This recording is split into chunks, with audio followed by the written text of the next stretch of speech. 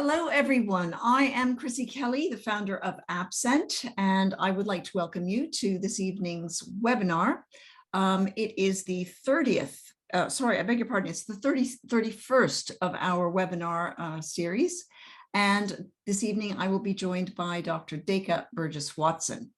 Duika is a lecturer and researcher at the University of Newcastle, but she is, more importantly for us, the founder of the Altered Eating Research Network. And for those of you who've seen lots of our webinars, you know that Duika is a frequent guest. She talks to us about food, and Duika and I are collaborating on a number of research projects. So Duika, it's lovely to have you with us this evening. And thank you, Chrissi, for being here again. Yes, yes, indeed. Right, a couple of housekeeping notes before we start. We've got a question and answer bar, which you'll find is a little button at the bottom of your screen. So as we go through the evening, if you've got a question, something that pops into your head, do please put it down in the Q&A bar, and we will answer as many questions as we can. Before we finish up this evening, I'll be talking to you a little bit about what's happening next in 2 weeks. But for now, I think we should start talking. And Duika, why don't I turn it over to you, because you're the one that gave the title to this presentation. Tell us what's on your mind tonight. Well, I think on my mind tonight is to think about food more broadly in the context of life in general. I think, you know, part of what I would love to be able to do is give everybody recipes and say, go away, here's your recipe. This is gonna help.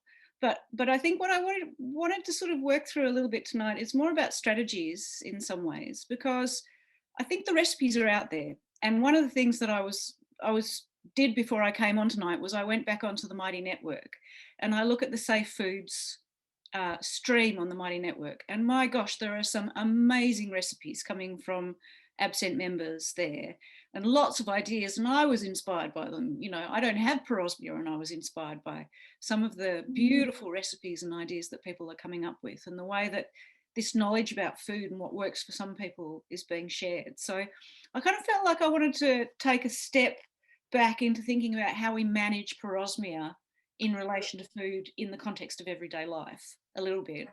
Still thinking about all of those strategies that we need in order to be able to eat and make sure we get enough food to go down with parosmia, but sort of taking a bit of a step back, because food is more than just nutrition, right?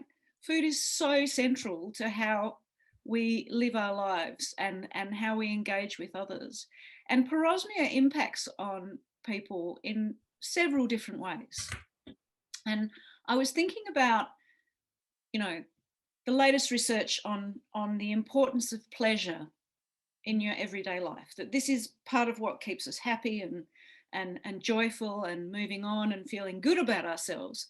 So parosmia kind of takes the pleasure away from food. And if you think about it, we eat a lot. We eat 3 meals a day generally, or lots of people eat 3 meals a day. And when you lose that joy and pleasure in food, that has a major impact on your pleasure quotient, if you like. You're just not getting the sort of pleasure that you need in your everyday life.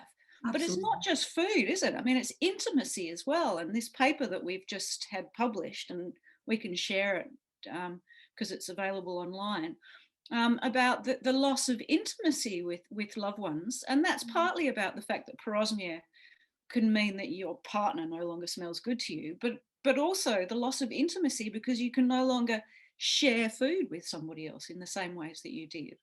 And you can have this feeling of being completely detached from the world in a way that perhaps you've never experienced before. Right. So I think, you know, food ties into this whole kind of loss of pleasure in life that is much bigger with parosmia than perhaps any other condition I can think of, really. I mean, yeah. I agree with you completely. And I've always said, I mean, even long before Absent, and when I was still trying to make sense of what was happening to me in the very beginning, that smell loss it feels like the loss of pleasure, the loss of all pleasure. You know, you just don't feel it with anything. No. And, you know, you feel as though all of your happy emotions are just washed away.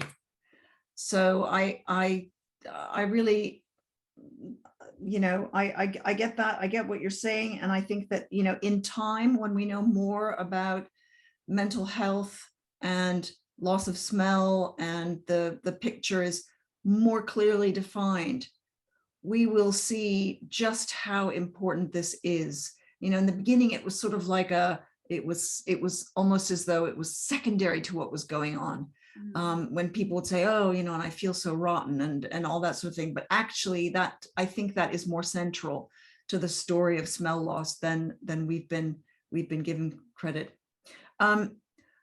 Okay, I didn't mean to interrupt you.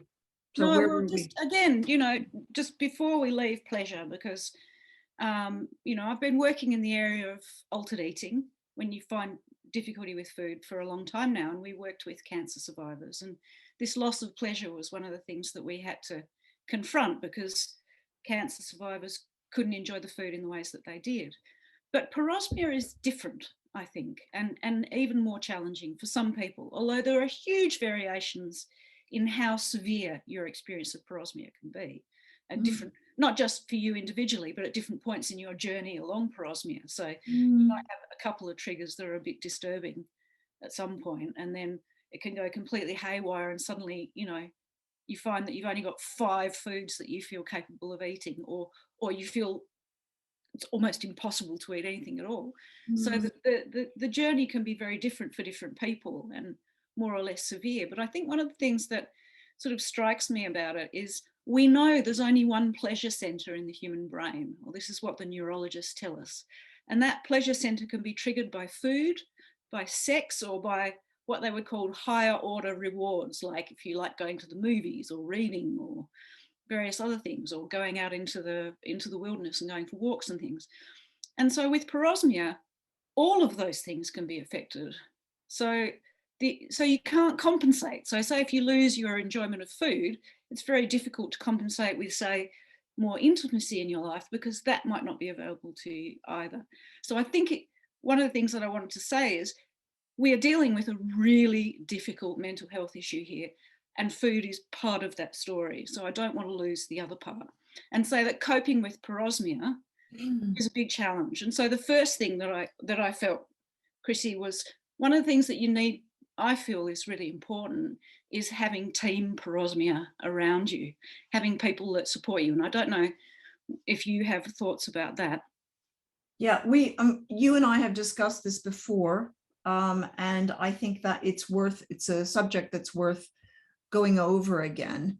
For a lot of complex health conditions, people involve their family members. There are rotas of people that take people to the hospital or cook meals and do things like that. And these are for the kind of conditions that are, that everyone knows about, that are perfectly obvious. The severity of these illnesses is known to everyone. But in a situation like parosmia, which is really, it's an iceberg situation. It's a little thing. It's a blip in the horizon with a great big bombastic effect below the surface. And, people who have parosmia have every bit as much a need for the support of their team of carers than people with other kinds of complex illnesses. So you and I have just spoken before in a previous webinar and in the masterclass about the importance of having a team of people to support you. And Duika, why don't you describe a little bit about how you see that team as offering support? Yeah, well, I think even if you think about, for example, food waste, and I know this was a big issue for people in the cancer group, that they're having to try lots of different things to find something that works, means that you can start getting stressed about how much food you throw away, or being worried that you've cooked something and you're not sure if it's actually edible or not, or slightly dangerous or not. I mean, I've seen people posting and saying, I added so much chili to the meal that I cooked for my family the other day, I actually poisoned them, Right. So you need to have a team there who is willing to do some of that experimentation with you and protect you from potential hazards and dangers, because we know with both anosmia and parosmia, you may not pick up some of the dangers that you would normally pick up with a good sense of smell, because that's partly why we have a good sense of smell, to protect us from those sorts of things. So team parosmia has to play a kind of security role for you and looking after you that way. Yep. And they need to be your dustbin. So that there's something that you cook that nobody else wants, they're going to eat it for you, and you're not going to feel guilty about having food waste in the house. And they also need to understand enough to know that if they eat a huge mouthful of onions, it's going to affect you for quite a long time and be unpleasant for you. And to do that, and I think this is the bit that I wanted to come on to, is one of the things around food is you need to be able to tell your story in a way that's convincing to others, but that also helps you to navigate this experience yourself, because we know that it can feel really chaotic. You can feel like there's just no pattern to this. There's no logic to this. You know, one minute I can eat this and the next minute I can't. And I don't know if I can eat that or I can eat that. And so being able to narrate your story is also a kind of knowledge that is powerful in terms of bringing your team parosmia on board. So I think that's really important. You need to turn this chaos into a quest and be able to talk about it and document it in a way that's meaningful, both to yourself, but also in terms of recruiting your team parosmia. And I think that the fact that parosmia is so difficult to explain, and these fluctuations and changes are happening on such a weird timetable that it doesn't even make sense to the person. We don't have words to describe these horrible smells or even these altered smells. Like people will say, well, what's it like? And you'll say, well, the coffee smells like, and then you just don't even know a word to use to describe what the coffee smells like. And when the storytelling starts off that bad, you know, it's really difficult to tell a story that people are going to actually listen to, instead of saying, oh, well, you know, mommy she's got that smell thing, you know, just leave her alone. That's not good enough. No, and I still wonder, Chrissy, and, you know, maybe it's something to be talked about. And I wonder if people here, we've got, 30 people here today, would be interested. I'd love to hear people's views on this. But if we had a box that we could send out to you, that people in your family would actually experience what it's like for you with parosmia, would that be useful in terms of explaining the situation? So if we did an online event and said, okay, you're all going to experience what parosmia smells like now, we'll give you a lolly that gives you that experience for a minute. We'll put it in a box and give it to Okay, so everybody, if you think that's a good idea, because we've got Dake and I have put together a couple of ideas to give parosmia empathy. Yeah. And if you think that you would be interested in sharing such a box with your family members, go to the chat bar now and say something, and we will yes to the box. Thank you, April. Anybody else? How about Alan or Eric? Eric, I know you're out there. Joe, tell us what you think. I like that. We're getting lots of great comments here. Okay, good. Well, keep those comments coming, because if that's an idea that has legs, we can easily arrange that. And I think too, the box could help. And I also think that perhaps we need to develop a video, Chrissy, and I wonder if people would be interested in this, to explain it to family members, not just to people who are living with parosmia, so that they know how to be a good team. That's an idea. Yep. As a Christmas gift. That is the worst Christmas pudding you've ever had in your life. Oh gosh, yeah. Okay, we can make it really stinky. Yeah, we have lots of ideas. There's actually a museum of disgust in Europe that we've been having conversations with about what are the most disgusting smells and things that people eat. So we have some pretty good ideas of how to at least partially represent the experience of parosmia for non-parosmics. Someday I'd like to do an event at the Museum of Disgusting Food, but all in good time. All in good time. So there we go. So that's the first bit, is being able to narrate the story. I think that would be really, really helpful. Yeah. So the next thing that I was sort of thinking about is one of the things about narrating that story is knowing your triggers and knowing, or at least having a sense of what the key triggers are. And I guess people who are on this webinar will already have a pretty good sense of that. But we know quite a few of the major triggers now from the work that Jane Parker's been doing at Reading University. So, you know, the absolute classics of coffee, onions, garlic, cucumber. Fill in for me here, Chrissy, because I'll forget. Eggs, toothpaste, peanuts. Yep. Yep. There's a lot that are very common. Meat, fish and chips, you know, French fries. Yeah.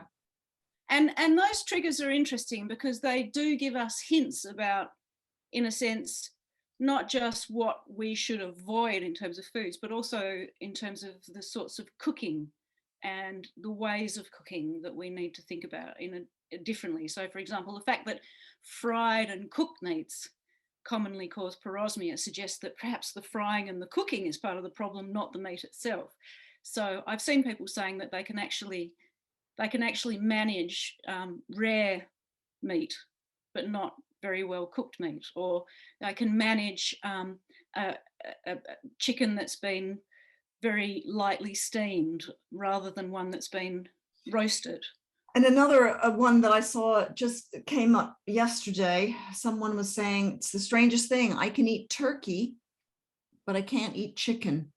And I think, if you think about the context here, this person who's from the States, where people eat turkey a lot as a sandwich filling, that turkey has been probably steam cooked, not roasted, because that would dry it out completely. So the turkey is steam cooked and perfectly palatable. But if you have, let's say, a piece of fried chicken or roasted chicken, where the skin is undergoing the Maillard reaction, completely different kettle of fish. And from my own perspective, ham was always okay. Bacon was a big no-no. So again, that's about the cooking technique. You know, ham that you get in the grocery store that's been, you know, or in a deli, will have most likely been steamed, or, you know, at least not blackened on the outside. So, and that's also another lesson in terms of how do we cope with the food thing, is just because you tried eating something one way does not mean you won't be able to eat it another way. So, you know, you might say, for example, with anything like, let's say I tried spinach, but it triggers my parosmia. Well, have you tried spinach ice cream? Or have you tried lightly steamed spinach rather than sort of, I don't know how else you cook it, cooking it in lots of butter, for example, or something like that. So the actual cooking techniques can make a big difference, I think, as well. So that's definitely something that's worth exploring and thinking about. So, Duika, while we're on the subject of, you know, different foods, a couple of points that I'd like to bring up. As you, I hope all of you know by now, everyone's experience of parosmia is different. And while they do come in clusters, we do see some incredible outliers. You know, people who will say coffee's absolutely fine, but I just can't bear the taste of apples. Yeah. Now, usually it's the other way around, but there are, you know, it will be very, very individual, and important not to compare yourself to other people that you see in online forums, for instance. So do keep an open mind on that. But the other thing I thought we should talk about now is the idea of a fridge list. Oh, okay. Yeah. Well, again, this sort of comes back to the chaos to quest thing a little bit, or and the telling your story so that other people are aware of it. And I love the fridge list. And so I would actually love to do an art exhibition of people's fridge lists. I think that would be a far more useful and interesting way of capturing the experience of parosmia than all of the studies that we're currently doing, because you can see it. And so I've got one in front of me actually that somebody sent me. It was a photo of their fridge list. Would you And like to screen share? I'm not sure that I can because it's on my other computer, Chrissy. So I've got two computers open. So Let's see. show the fridge list. I'm just trying to think. If you send it to me as a text, Okay. I might be able to think of a way of putting it up. I'm going to think about that. Oh, okay. All right. Never mind. Why don't you read to us what's on the fridge list? Okay, let me read what's on the fridge list. Well, what I was going to tell you is they have on the fridge list, it's divided into two columns, and they have a yes column and a no column. Quite definitive. I can eat that and I can't eat that. But the no column has a few extra crosses on it. So things with 3 crosses are just no, no, no, no, as opposed to something that's just 1 cross, which is no, it's not great. So you can have an intensity score on your foods in the yes and no columns as well. But what I like about this yes column is they've actually got white chocolate, they've got crunchy nuts, they've got oat milk. But by the way, stop, Duika, because I've got it on I've pulled it up on my computer. Oh, awesome. And I'm going to share now. I think this is the one you mean. Yeah, that's the one. Sorry about all the mess that you see on my, and please don't look at how many tabs I have open on the top, everyone. Sorry about that. That's all right, carry on. Looks like as well. Yeah, okay, so we've got the fridge list, and one of the wonders of the fridge list is that everybody else can see it as well. So when you're thinking about your team parosmia, they will know what is okay for you and what isn't, and it kind of can become a little bit of an interesting challenge, if you like, to say, okay, how are you going to make me a meal out of what's on my yes list tonight if you were cooking? So you have to become quite an adventurous cook, and you can challenge your family members to do the same, to become a little bit adventurous in adding some of these ingredients together in creative new ways. So they've got their yes list, and you can see when you look at it that they've crossed a few things out and moved them across, and they've added things as they've gone along and discovered new things that work. And it's the same, you know. And what I love is that obviously other family members are getting in on the act, because the person who's added chicken, I love the chicken. Yes list was a very excited family member, was like, yes, we can have chicken again. Yeah. So it's nice to see that, you know, that it's other family members joining in. And then, you know, the person whose list this is said, okay, add soy sauce to the no list. So yeah, I think that's really good. Yeah. And it's really helpful for other people, and it's really helpful for you as well, because it's a bit like when you go to your pantry and go, what am I going to cook tonight? I have this terrible habit of going to my pantry and going, there's nothing to eat.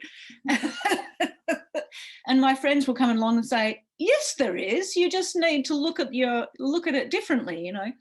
So I think the fridge list is a really, really helpful kind of way of both capturing for yourself how what you can eat has changed, but also just makes it easier for other people to catch on and become involved in your recovery and in your needs, in helping you with some of these issues. Right.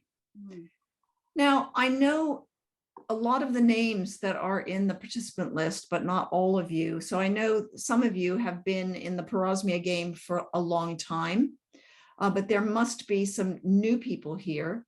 And Duika, I'd like to ask you to talk a little bit about what happens to people who really feel they cannot face any food. What's your advice?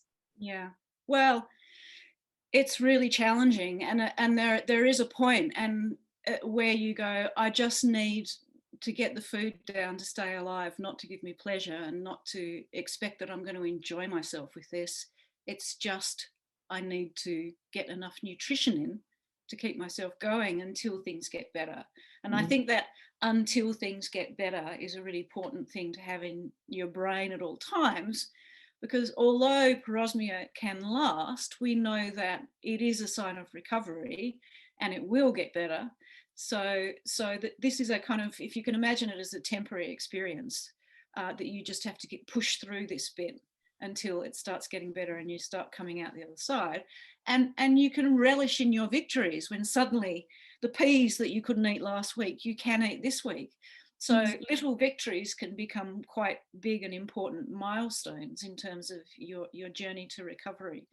So I think that's one thing, is at some points food becomes mere nutrition, not pleasure.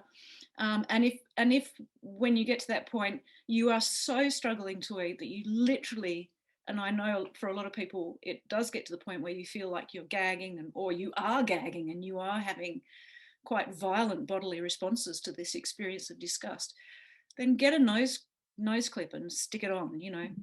And I know I've heard people say, yeah, but that it's not a great substitute, because when you take the nose clip off you get the parosmia smell again. But if you can leave the nose clip on long enough that that food can get down and do the job that it needs to do, which is keeping you alive, then that's really important. The other strategy that we've always talked about is resorting to meal replacements, replacement drinks, things that you can get down quickly that contain most of the basic things that you need. And there's a huge number of them out there. But they are not to be confused with protein drinks. No. Do please clarify the difference between those two things, because I think a natural thing is for people to go to the health food store and then they think protein drinks and they find themselves in that section where bodybuilders buy these kind of powders. So tell us the difference between those kind of powders and what they might need as a meal replacement. Well, obviously the balance is different. So protein gives you a hint that they're about muscle building, and they're not about getting the right mix of nutrients that you need for all of the bodily processes. So they're absolutely about building muscle. So looking for meal replacements is probably a better way of doing it. I mean, my dietitian friends say if it's just a matter of getting enough calories in, just add some powdered milk to whatever you're eating, and that, you know, that will get you enough calories to keep your energy levels up. I'm not so sure about that myself. I feel like, particularly as parosmia can last a bit longer than just being a couple of days, you need to make sure that you're getting a complete mix of different nutrients in. So I would look for meal replacements, but I would also be quite, people have a lot of different opinions about what they consider healthy and good for them, and whether they want to have saccharin in their food, or fake sugars, or all those sorts of things. So I'd be very careful to read the ingredients lists on the back of these things. And if you're concerned about environmental issues, then there'll be some of those meal replacements will be more appealing to you than others. Right. But the important bit is that they've been developed as meal replacements, not to do a particular job like building your muscles up. Right. And also, I think the other thing about some of these meal replacements, and we've been looking at this quite a lot, is a lot of them are flavourless. So finding one that doesn't have any flavours can be really helpful if you've got parosmia, because it's a bit easier to get down. And if you can, we know that there are certain flavours that a lot of people seem to find okay.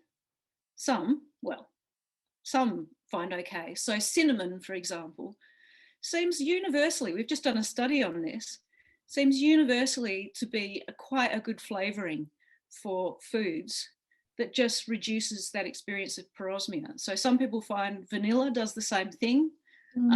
Almonds for some people, mint for a selection, but not all. Some people find mint absolutely horrendous, but some people can stomach it. Lemon, what else have we got that's on that list, Chrissy? I think cinnamon, nutmeg, star anise, vanilla, ginger, powdered ginger. Yeah. A lot of the kind of pumpkin spice type things, which, and of course, pumpkin pie spice is is ginger, nutmeg, cinnamon, allspice, mace, that sort of thing. Yeah. Duika, we've lost your face. We're now. Oh, I'm sorry. That's because I'm trying to look at something behind me, behind my computer. I'm back. Yep.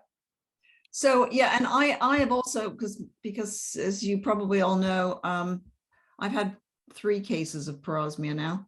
The current one being the pretty bad, and I also resort to these kind of meal replacement drinks from time to time, and I'm always experimenting to see what I can put into them, because I use the flavorless kind mixed with milk because I can tolerate milk. And I just put all kinds of stuff in to see what, you know, what spice is particularly good. So again, experiment. What works 1 week might not work another. And also they're a really good base for experimenting with. So if you do the dib and dab kind of method, you can have a whole range of different spices out and have your base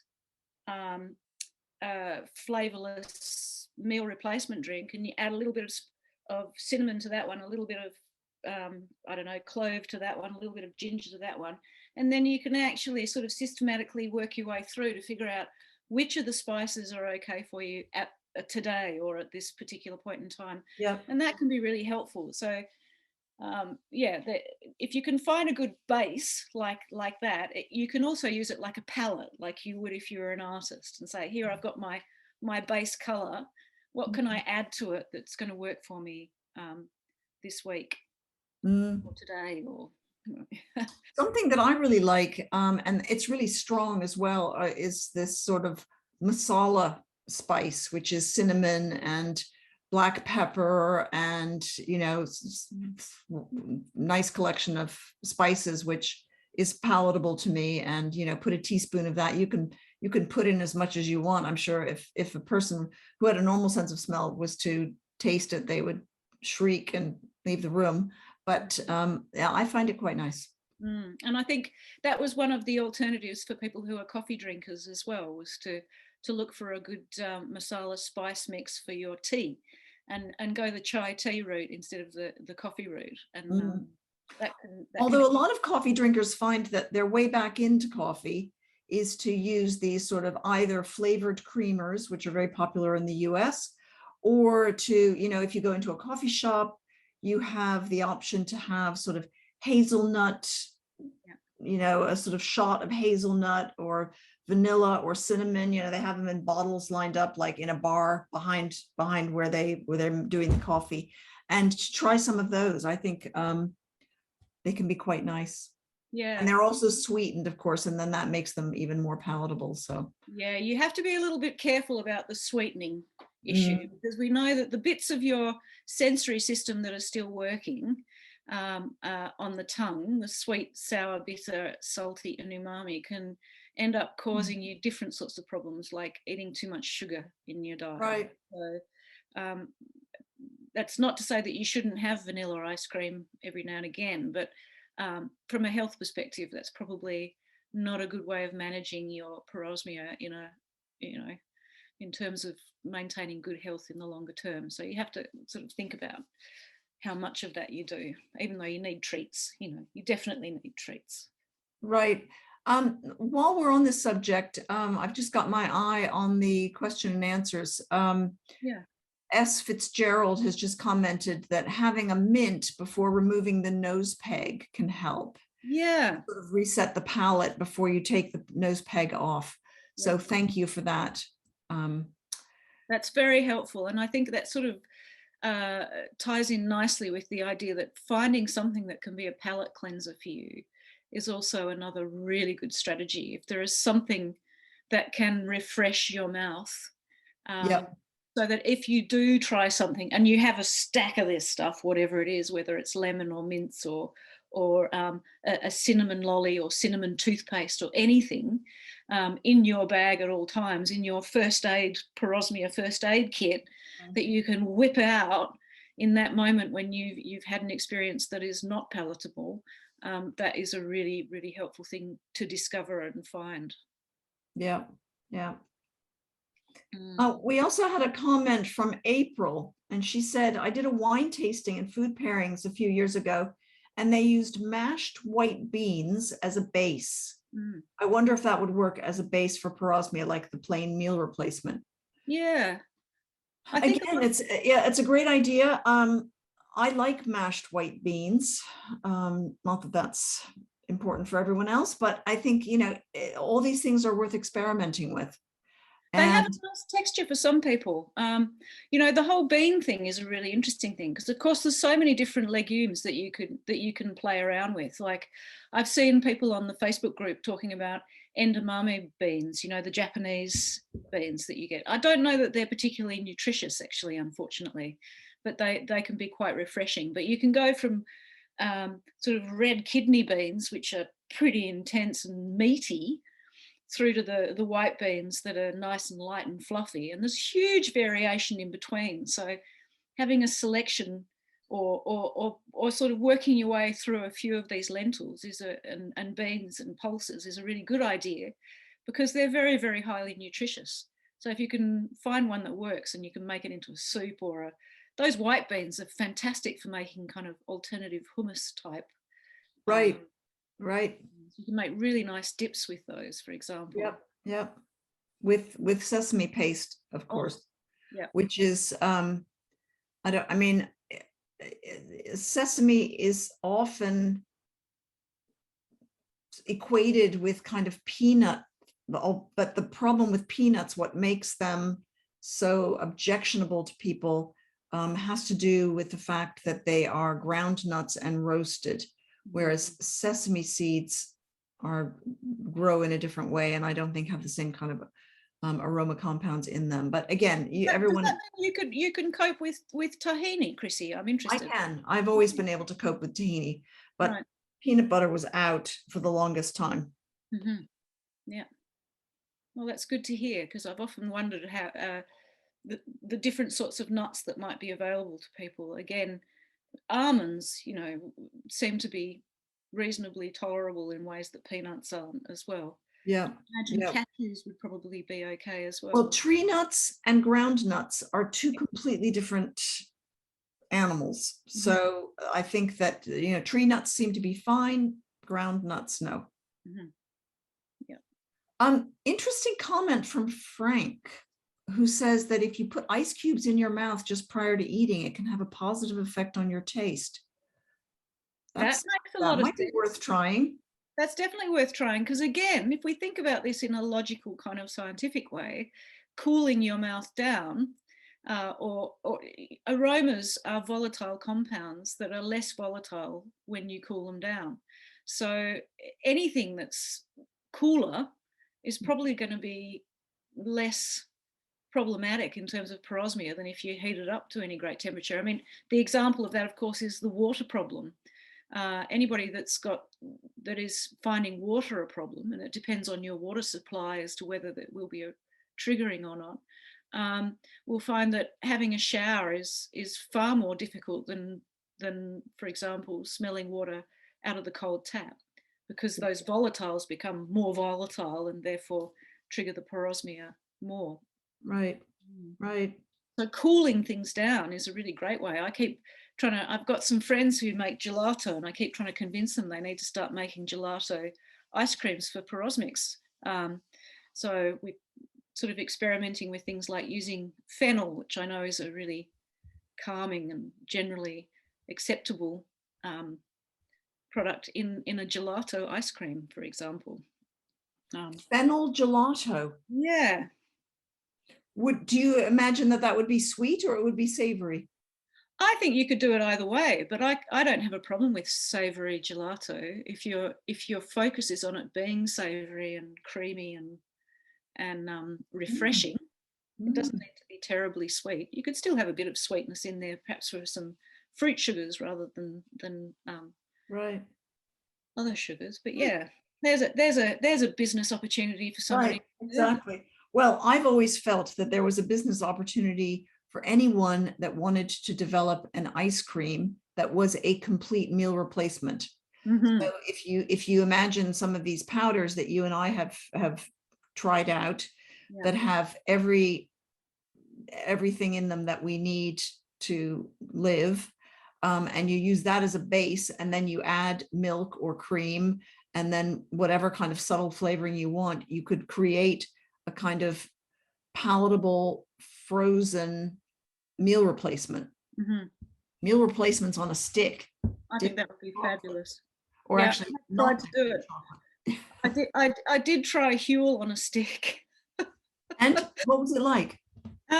Well, texturally, it didn't work for me. So obviously, I've got to find a different product to give you the right texture, because I think you kind of have an expectation about the texture of ice creams, Right. and that just was a bit too crunchy and bitty. But yeah, so there's a challenge for somebody out there to do that. Hmm. Good. Okay, so let's move on to the next topic. So I'm just looking at our program also on my laptop, Duika. And we talked about pushing through. Yeah, So what do we mean by that? And is that applicable to everyone? clearly not. And I actually had a very close colleague of mine at the university who said, I wish you would stop telling people to push through, because I can't do it. I can't do it. It's too emotionally challenging for me at the moment. Mm. And I completely and utterly understood that. And there are times when, give yourself a break, bit of kindness to Mm. yourself. You're going through something really, really difficult, and pushing through is not always appropriate. And sometimes it's just not available to you to do that.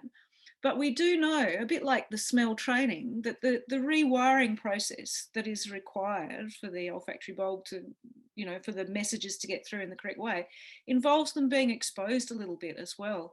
So I think the pushing through is a really good thing to do if you are in the right state of mind for it, but not as a punishment, or not as it shouldn't be a chore to do that, just when you have the capacity and want to try it. But I don't know, what's your view on this, Chrissy? Do you try pushing through quite a bit? My experience of pushing through is that the first couple of mouthfuls are awful, and then somehow you seem to forget it, Yeah. and you just sort of eat the food.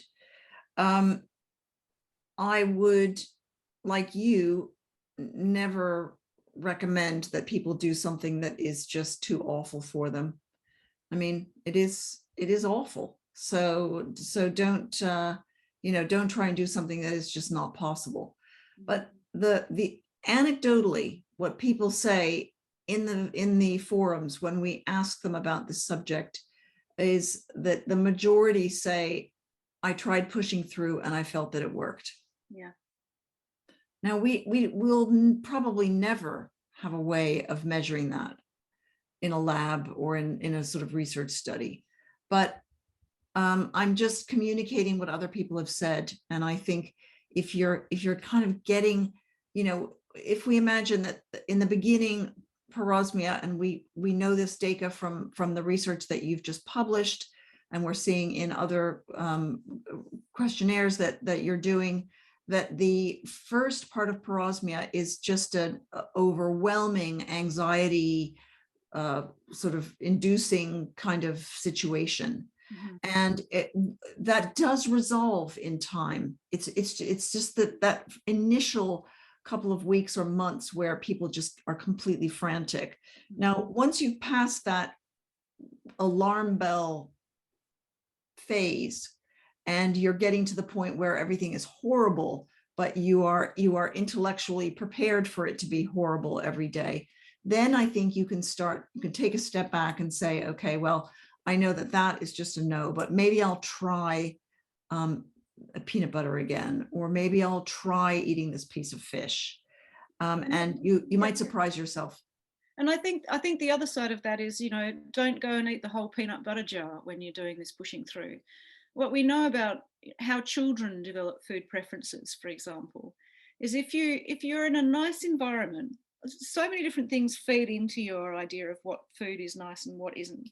But from sort of an evolutionary perspective, from a growing up kid's perspective, you feed them tiny little morsels of it on repeated events, rather than a whole jar of peanut butter in one go, and you will find that that is the way that you improve children's preferences around food, is little bits in a nice situation that where they're enjoying themselves is going to work far better than trying to get them to eat a whole meal of it. So rather than introducing one big lump of broccoli, you introduce it in little portions gradually over time. And by normally what the research suggests is by the 10th experience of that, you'll like it. And I don't know if that works with parosmia, and I haven't tried it, but from my perspective of what I know about food and food preferences, and we know that this is about retraining your brain, it would make sense to me that you do little amounts when you're trying to push through, rather than suddenly eating an entire meal of well-cooked beef, which is just not going to work for you. So that might be a helpful way of doing it as well. We had a comment from Claire who said she tried to push through for weeks and ended up shutting down completely on food, and did it for about 7 days, ended up in hospital, and now I found a friend in porridge. Pushing through ruined me mentally. I'm sorry to hear that, Claire, but I'm glad to hear that you are now at least onto porridge. Yeah. And that kind of pushing through, we're not recommending that. So do be careful and don't do that if you're struggling that much. And again, to put it in not in a parosmia sense, but in terms of how we know that people develop food aversions, it's when you are not enjoying it that you develop these food aversions. So there is no point, in my view, in pushing yourself to eat something you're not enjoying. Just have a tiny amount. Do not try and, you will be doing the opposite of what you want to do by forcing yourself to eat something you're not enjoying. It's just not a good idea. But having little tasters, repeated little tasters, that's a much better way of doing it. So I'm sorry, Claire, that sounds like an awful experience, and I can imagine that the sort of desire to force yourself into a new reality must be very, very strong. But go softly and be kind to yourself, I think. Yeah. So Alan has also chimed in to say that mental health is difficult for him to deal with right now. I really get that, Alan. And as you can see, we're talking about food, but actually it's everything. It is. It's everything. And can I just say, for any of you that are listening and are finding it very difficult to cope emotionally with what's going on, therapists and counselors can be really wonderful in this situation. Now, many of them don't understand anything about parosmia, but if you can find someone that's got some experience, or someone who is sympathetic to listening to your story, I think that, we've had great feedback from people who have seen therapists and have found it really, really useful. Really, this is a bereavement process, and that is shared by a lot of different life situations. So you should be able to get help in that way. Yeah, I think this is coming out so strongly in the research that we've been doing recently, Chrissi, is that even people experiencing parosmia assume in a way that it's a problem of the nose. And as I was trying to explain at the beginning, this is a much, much bigger and more difficult problem, because it affects your whole enjoyment of life. And so that can, for some people, become a mental health issue. Some people are very good at managing this, and again, for some people it's less severe and it's okay, but for a lot of people it's not. And getting some really good mental health support is absolutely the thing that you should do. Really important. And if your GP says, I'm sorry, there's nothing I can do for you, because they're understanding it as a problem of the nose, say you're having mental health issues, and see if you can get support for that, because it's I can read it in the research that we're doing. It's definitely a mental health issue for a lot of people. Even people who've never experienced depression and anxiety before are finding that this triggers that. So really important to take that seriously. a couple of great tips. Now, Charlotte has responded that in the States, we have chronic illness therapists, and that seems to fit the bill. That sounds like just the ticket, Charlotte. So wherever you are, you might, if you're in the States, you might try out that to find someone that can help you. And let's see, what did she say? April said her therapist is focusing on grief because yes, it is a grieving process. Now, I don't mean to neglect Peggy, who asked this question. She said, does it always get better? What if the parosmia did not occur as a result of COVID? I got mine well before COVID, and it started in April of 2019. Well, Peggy, I got parosmia from a virus in 2012, and my parosmia was bad for 2 full years. So it can take a while, but it started to dissipate after 2 years. And then it gradually sort of dropped away over the next 8 years. By the time 4 years had passed, I felt like I was really much better. But there were always some things that were not quite right. And that was gradually improving and improving. And then I got my first case of COVID. So I think that, does it always get better? I've only ever heard of one case, and I've now heard of many thousands of cases. I've only ever heard of one that really and truly did not get better over many, many years. So I think the chances are pretty good that there's going to be some improvement. April 2019. So for you, it's been 2 years. I think I just wonder whether you would be willing to, or whether you could say that your sense of smell in general has changed since you actually lost it. And you don't say whether you lost your sense of smell from, say, a head injury or from a viral infection. So I think all those things are variables that are going to go into your particular recovery story. But I think the chances are good that you'll at least have some improvement. Mm-hmm.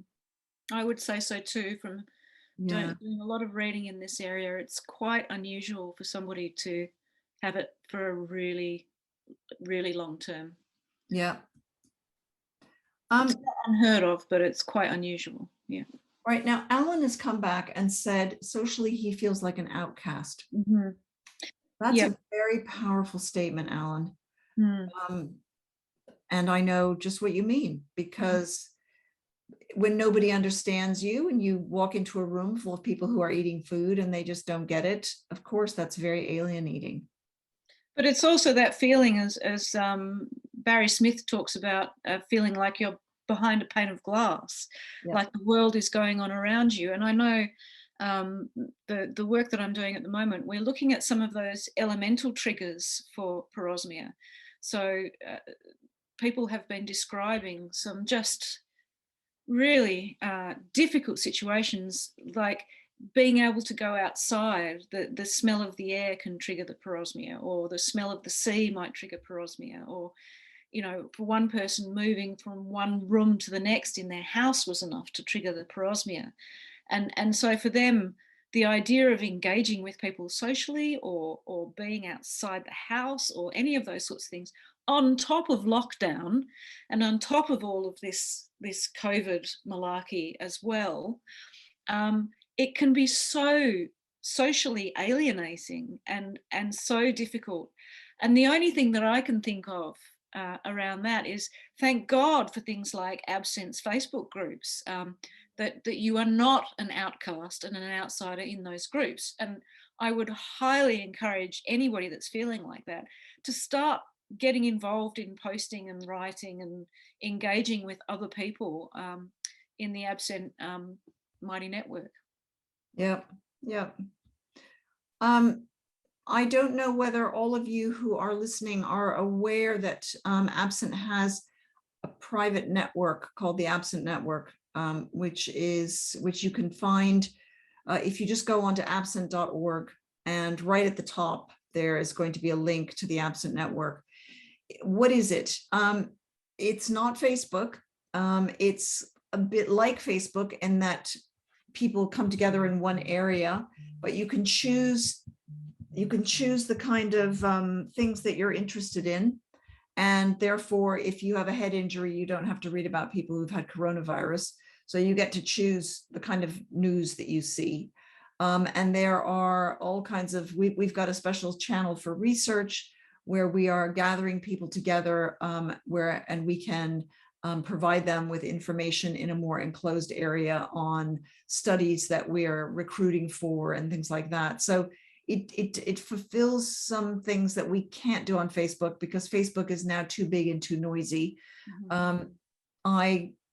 I run an Ask Me Anything thread every weekend, and it's the one time where I will answer personal questions about myself. Otherwise, I try to keep my experience out because nobody knows if I'm typical. You know, I may not be, but I know people are curious and people want to feel validated and that sort of thing. So I do go in and speak to people individually on the weekends.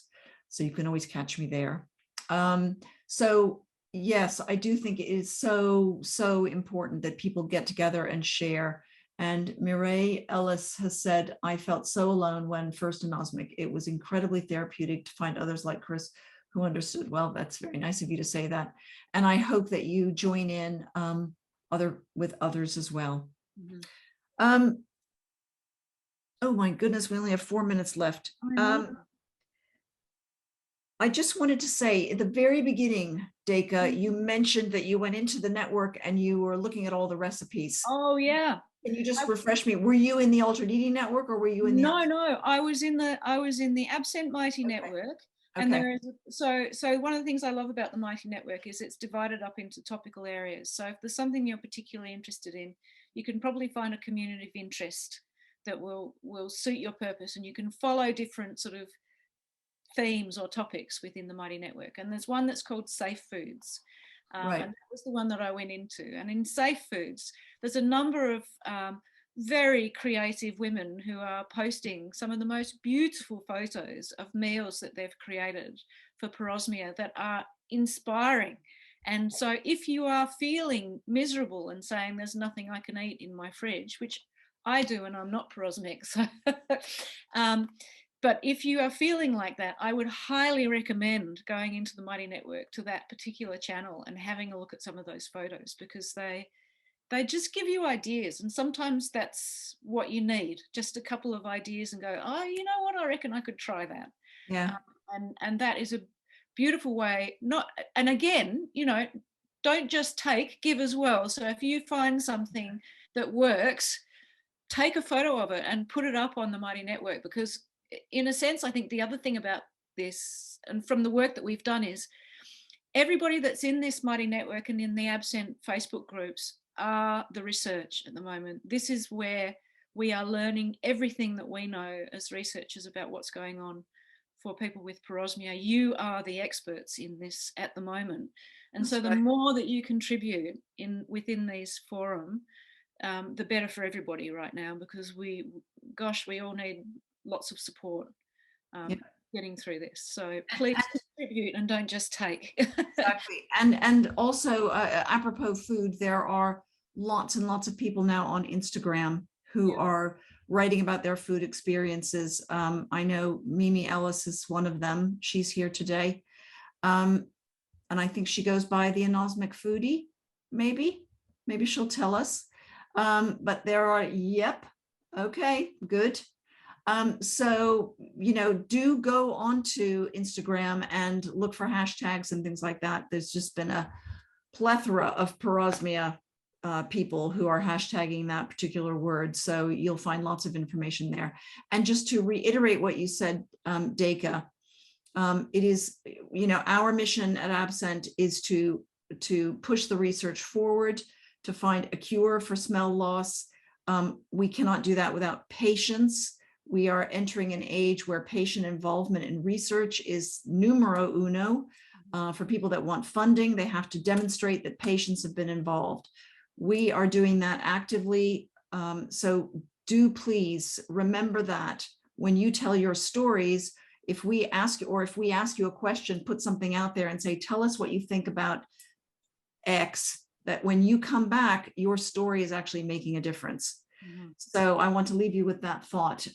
Joe said, thank you for being such amazing ambassadors for parosmia. Well, I'm so glad, Joe. Glad we can have been of service.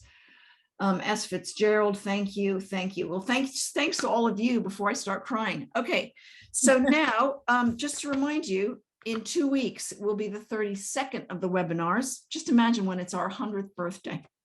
Impact on mental health. So I'm going to be here with 2 researchers who have put another survey into our Facebook group, again, involving patients, finding out what you're saying. They're going to be here to discuss that. This is really about mental health in 2 weeks. And with any luck, Duika will also be here. So there'll be 4 people on the screen, and we'll be telling you exactly what we found out in this research. So that's going to be very exciting. That paper should hopefully be published soon. Thanks to you guys. So that's it for today, really. Thank you very much, Duika. Thanks to all of you, especially no-nosed foodie. Sorry. Sorry about that, Mimi. So thanks to all of you really for making it what it is. We couldn't do it without you. And so without further ado, good night, Duika. Good night. Good night. Good night, everybody. See you in 2 weeks. Okay. Bye.